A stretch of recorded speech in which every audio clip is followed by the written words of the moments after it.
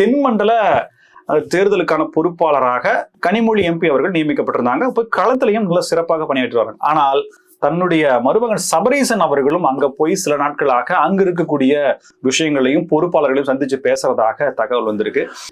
இது எப்படி இது அப்போ கனிமொழி எம்பி யாரு அப்படின்ற கேள்வியும் அவர்களிடம் கொடுக்கப்பட்ட தகவல் மனு அவங்க கொடுக்குற ரிப்போர்ட் அப்படிங்கிறதும் பாஸ் ஆகுது. அதாவது நம்ம தொடர்ந்து திமுக கூட்டணியில தான் குழப்பம் இருக்குன்னு நம்ம சொல்லிட்டு வந்தோம்.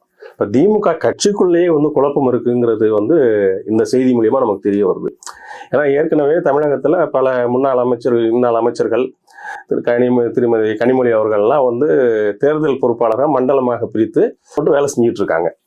அதுல தென்மண்டல பொறுப்பாளராக திருமதி கனிமொழி அவர்கள் நியமிக்கப்பட்டு அவரை கட்சி வேலையை பார்த்துட்டு இருக்கிறார். பொது கமிட்டி வேலை அதெல்லாம் 22 தொகுதிகள் ஒதுக்கியிருக்காங்க, அதில் பார்த்துட்டு இருக்காங்க. இப்போ பார்த்தீங்கன்னா இப்போ 2 நாளா முதல்வரின் மருமகன் திரு சபரீசன் அவர்கள் தூத்துக்குடியில போய் முகாமிட்டு கட்சி நிர்வாகிகள் ஸ்டே பண்ணிட்டு அங்க இருக்க கட்சி நிர்வாகிகள்லாம் ஒவ்வொருத்தரையா தனிப்பட்ட முறையில பார்த்து அவரு விவாதிச்சுட்டு இருக்கிறார்.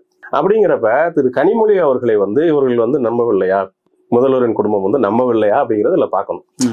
ஏற்கனவே இப்ப என்ன வருதுன்னா 6 ராஜ்யசபா உறுப்பினர் பதவி காலியாக போகுது, கூடிய விரைவில் அது காலியாக போகுது. அதுக்கு திரு சபரீசனை அனுப்புவதாக ஒரு செய்தி ராஜ்யசபா எம்பி என்ன, ஏன்னா இப்போ டெல்லிக்கு திமுக முகமாக பார்க்கப்படுவது திருமதி கனிமொழி அவர்கள் தான்.